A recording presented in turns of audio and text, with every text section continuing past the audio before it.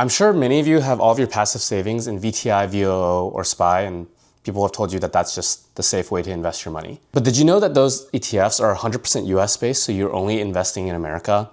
And maybe it makes sense in the last 10 to 15 years, the US stock market has outperformed, in general, the international stock market. But this is actually one of the hottest debates of modern portfolio theory, which is how much of your equities exposure should be international versus US. But before I get into the details, let's talk about some of the downsides of investing only in the US. So first of all, not all periods have the best returns for the US economy and the US stock market. For example, if you had invested between 2000 and 2009 in SPY, you would be down about 9% nominally.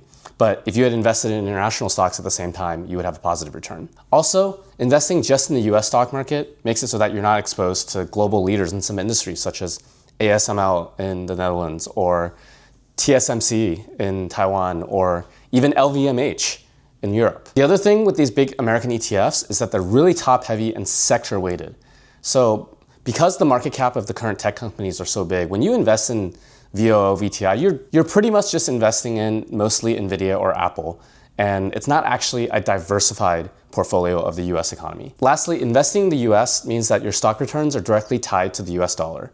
So if the US dollar weakens, as it is now, then you're going to be outperformed by the entire international market. So what is the actual right amount? So if you go to modern portfolio theory, like textbooks and things like that, people often say 30 to 40% is international. And that's because if you look at the market cap of the entire world, about 60 to 65% of that market cap is US based. So if you just weight it by market cap, 30 to 40% of your exposure should be international. And some of the old school asset managers follow this. So you're thinking BlackRock, Vanguard, Fidelity, Schwab.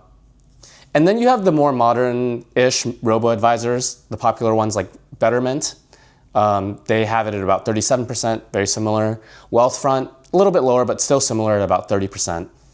And then you have the real tech players in the recent market. So that's like Robinhood, SoFi, and their robo-advisor and asset management platforms. And they actually only have about 14 to 20% international. And kind of makes sense. These are tech companies. They're really bullish on the tech boom. So they're going to say, hey, this last 10 to 15 years of performance in tech, we believe in it, and we're going to invest more in the US market than what modern portfolio theory says. So all to say, if you're not just all invested in VOO or VTI and you have your money parked in one of these robo-advisors, consider that even among them, they can be different. Do you want that exposure to international markets up to 30 or 40%? Or are you going to take more of a risk and invest more in the US market, with like a Robinhood, for example?